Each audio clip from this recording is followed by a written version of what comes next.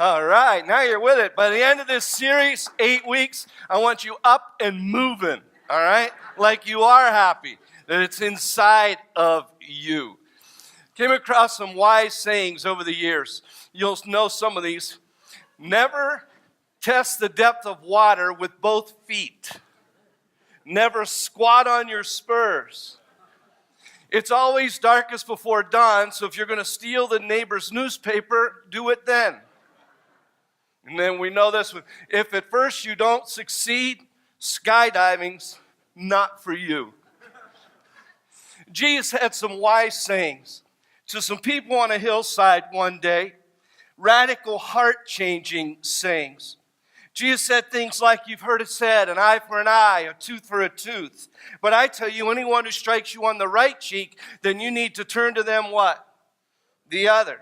He says, you're the light of the world. Let your light shine before men so they may see your good deeds and glorify who? Your Father in heaven. Radical things like, don't break a promise. Don't swear by anything to make yourself look more believable. Instead, let your yes mean yes and let your no mean no. And he asked the people at the foot of the mountain, he said, who of you by worrying can add a single hour to his or her life? Wise things and much, much more on what most of us know as the Sermon on the Mount. It's found in Matthew chapter 5 through Matthew chapter 7. Over the next 8 weeks, we're going to look at the beginning of this, what I like to call the greatest message ever preached, where Jesus instructs us how to climb towards happiness. Everybody wants it. Everybody's in search of it.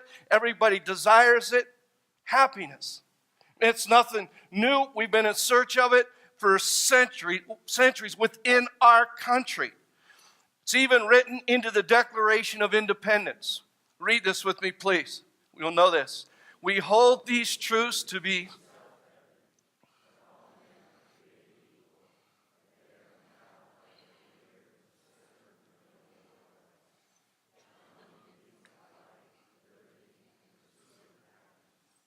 That's telling me happiness isn't a privilege, it's a right. It's a right.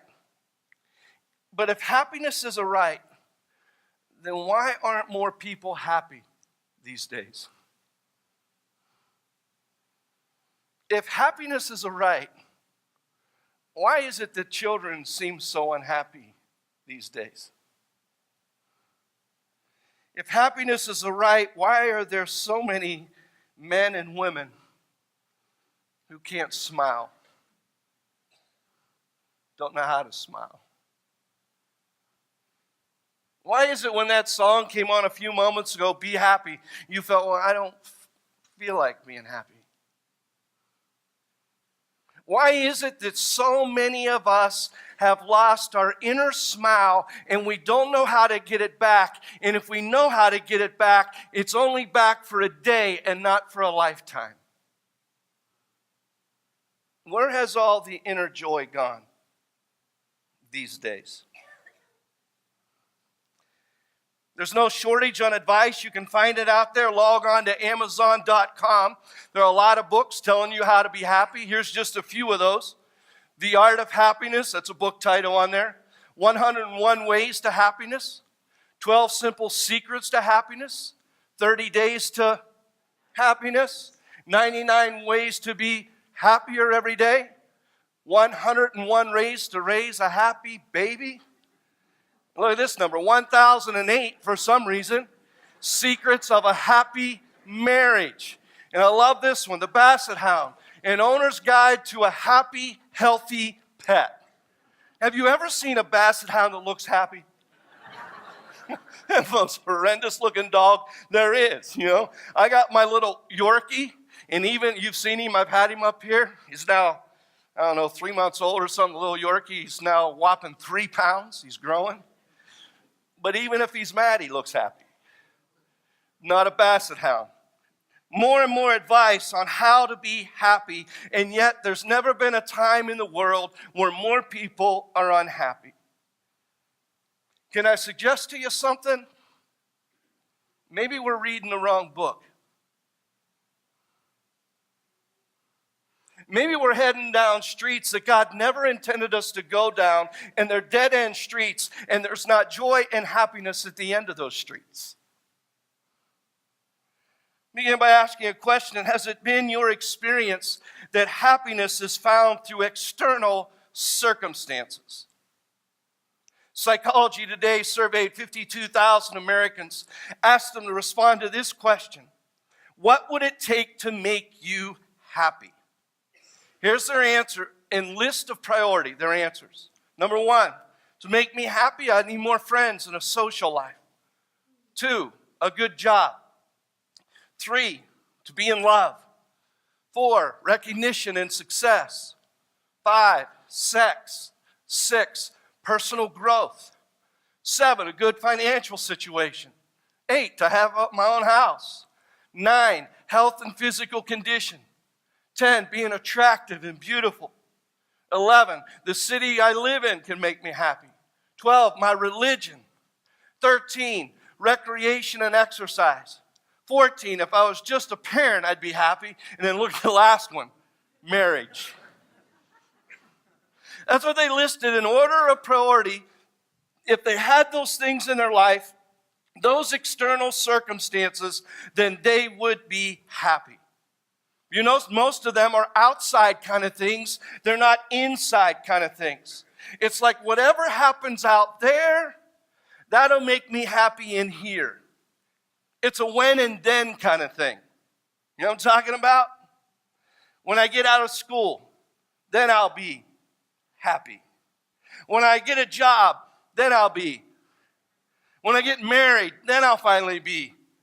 When we have kids, then I'll be. When the kids move out, then I'll be really. When the kids come back, then I'll be happy. All external circumstances, when and then kind of things. When this happens, then I'll be fine and I'll be happy. King Solomon in the Old Testament was one of those kind of guys. Based his happiness, at least thought he could find happiness in outside external circumstances. He did everything he could to accumulate more and more. Ecclesiastes 2:1, he shares, he said, I thought in my heart, come now, I will test you with pleasure to find out what is good. But that also proved to be meaningless, he said. I got that hole in my heart. He still had a hole in his heart, and nothing in the world could fill that empty hole. Tried to achieve more and more, get more and more money, thinking that would make him happy. You and I do that. Have you ever sat like on your day off or something, if I could just get on The Price is Right, I know I'd win. You know, if I could just hit the lottery, come on, if I could just hit the lottery. You got to play the lottery to win the lottery, all right? But then I'd be happy. Solomon had all the money in the world, more than he knew what he could do with. He made Bill Gates look like a homeless guy. That's how much money he had. He was into pleasure seeking, partying. 2 of his main things, fine wine and beautiful women. But all that, he tried it, and it was a square peg in the round hole of his heart. He was the most successful, wealthiest, most pleasure-seeking, influential man of his time, and this is what he concluded. Ecclesiastes 2:10 and 11. Solomon said, I denied myself nothing my eyes desired. I refused my heart no pleasure. My heart took delight in my work, and this was the reward for all my labor. Yet when I surveyed all that my hands had done and what I toiled to achieve, everything was meaningless. A chasing after the wind. What's the last line? Nothing was gained under the sun. Honestly, hasn't that been your experience? If you're being real, that's great to have some things and have some stuff, but that doesn't bring forever kind of happiness and joy. It's a dead-end street. But maybe you're still chasing happiness through external circumstances. Question number 2. Have you discovered that happiness is not determined by what's happening around you, but rather what's happening in you? inside of you. Are you one of the fortunate ones? Are you one of the blessed ones who have come to understand happiness is not an outside kind of thing, but it's an inside thing? It's not what happens out there, it's what happens in here. It's not what's happening around you, rather it's what's happening in you. Whoa. Gathered on a hillside, on the shores of the Sea of Galilee, are people just like you and me. You can close your eyes and you can see it. They're on the side of the hill. They got their blankets rolled out. They got their picnic baskets, their igloo coolers, their lunches. You're on the side of that hillside, next to the sea, just waiting to listen to Jesus tell them about real life. They're all ears. And that's where Jesus shares what many of us know, the steps towards happiness, which we know as the Beatitudes. The Beatitudes. Matthew chapter 5, Jesus says, this is the way to really live. The way to live is to live a life different than what the culture is. The way to live is to live life my way. And he says this, blessed are, say it with me, blessed are, again. That word blessed literally means happy or fortunate. And deeper than that, it means to be approved by God. Blessed are you. You're approved by God. You're approved by God. Look at the person next to you and tell them, blessed are you. You're approved by God. Let them know that. Go ahead.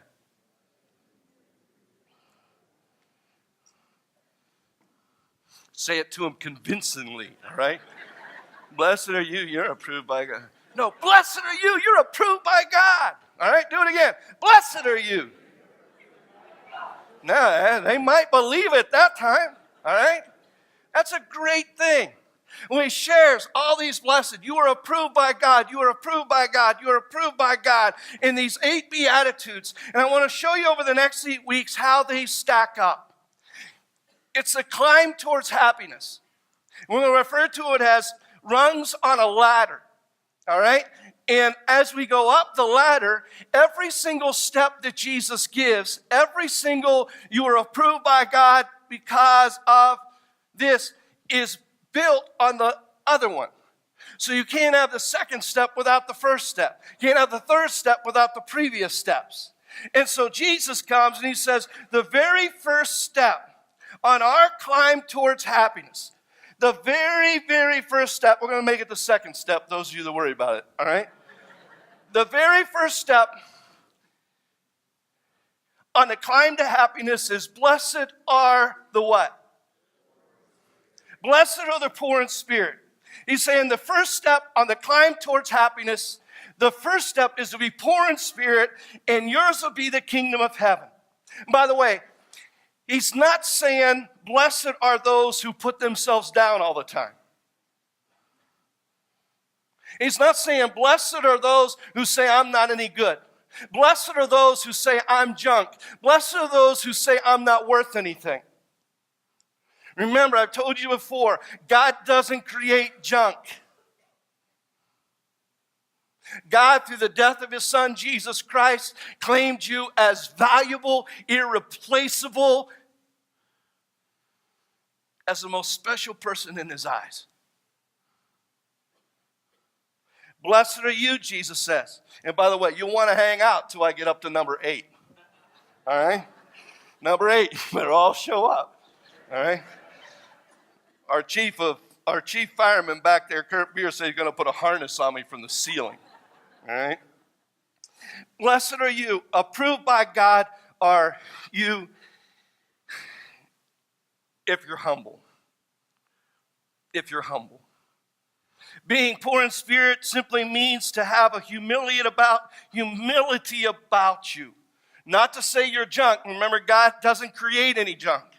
You are worthful, you are of worth, you have significance. But to be poor in spirit means you recognize your spiritual poverty. In essence, you declare spiritual bankruptcy before God. You take your spiritual pockets. You know when you pull your pockets out, I said, I don't have any money. Oh, I got some.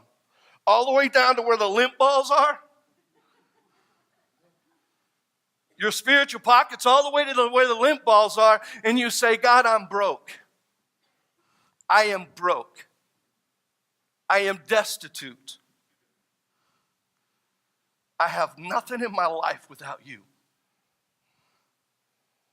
That's step number one. Humility. Declare spiritual bankruptcy.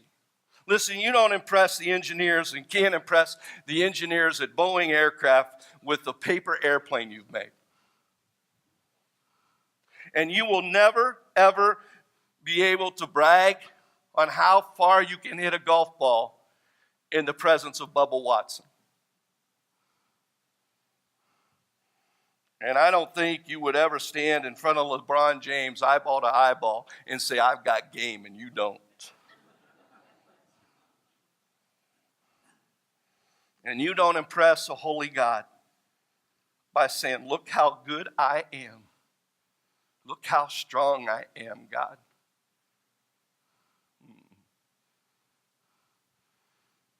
Here's a news flash. God is God and you're not.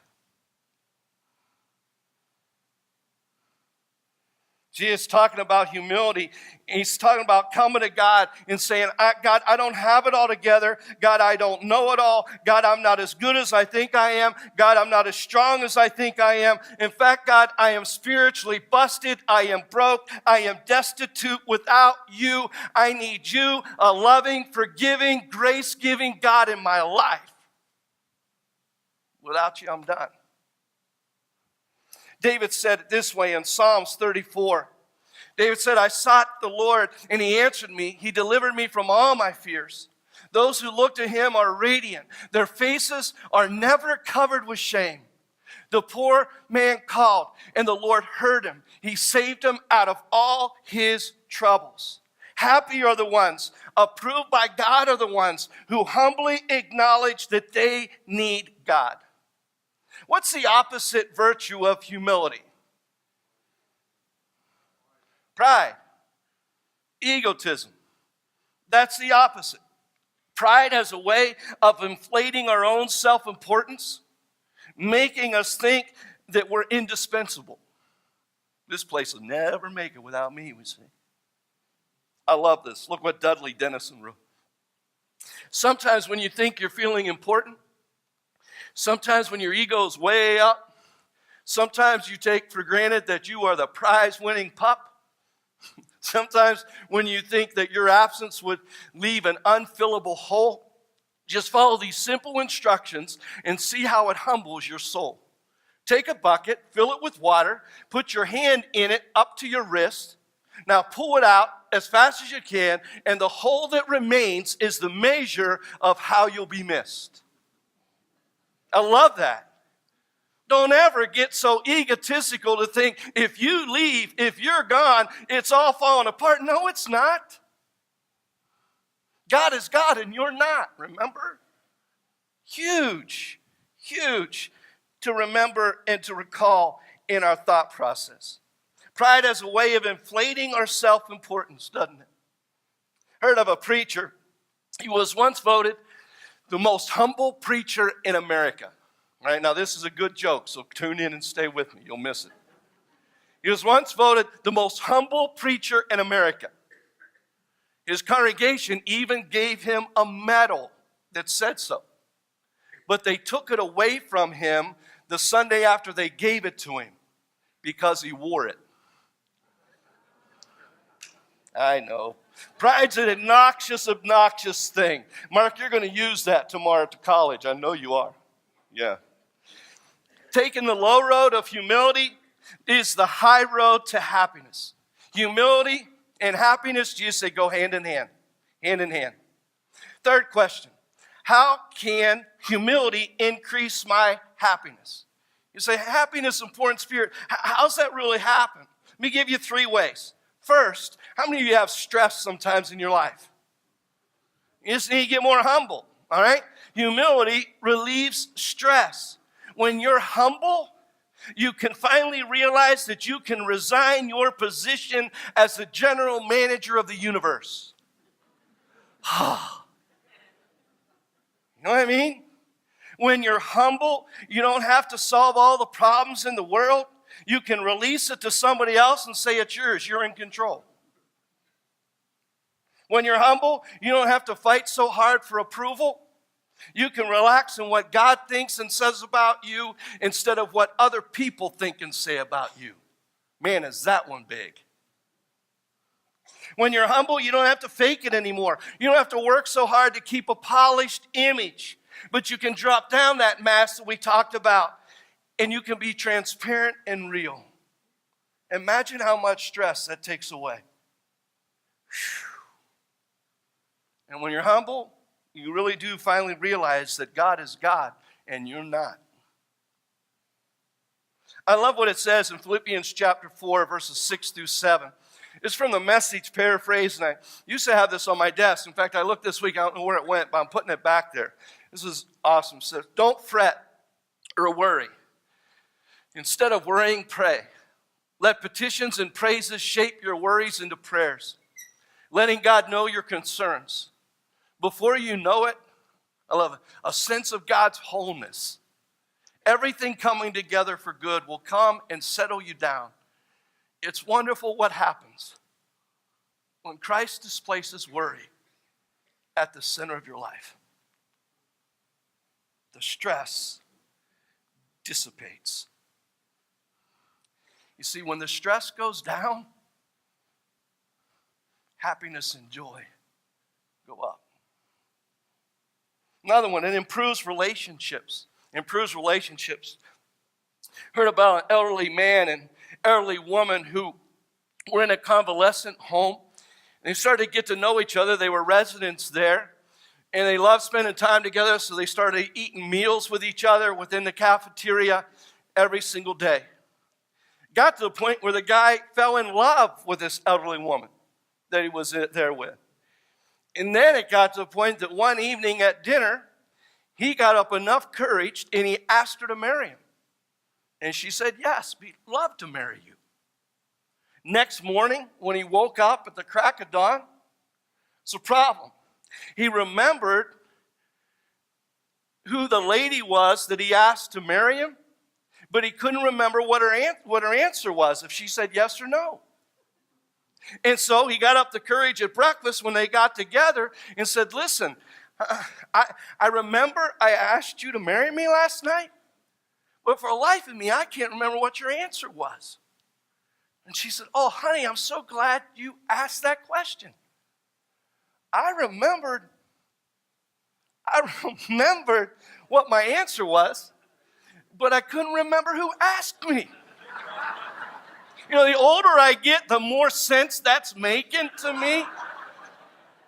But it's tough, isn't it? Sometimes to admit your weaknesses, to admit, I don't know this, I can't answer that, I can't do this, I won't be this. It's tough to admit our weaknesses. But you know what? People who are humble admit their weaknesses. People who are humble do that type of thing in their marriages every day. People who are humble do that kind of thing in their friendships. People who are humble do that kind of thing in their families. And they produce authentic relationships that last into eternity. Let me take a poll. How many of you love being around someone who's big-headed, egotistical, and talks about themselves all the time? No way. No way.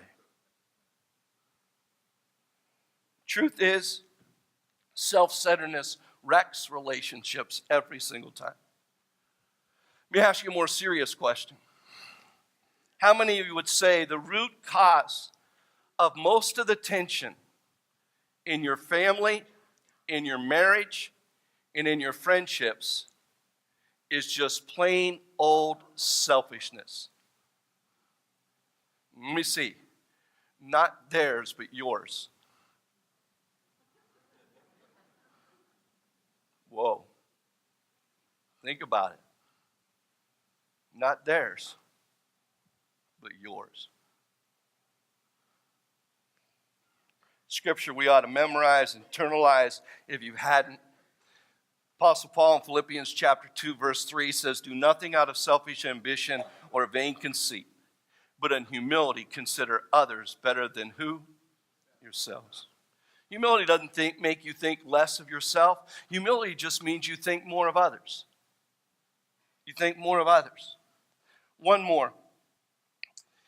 Humility releases God's power in your life.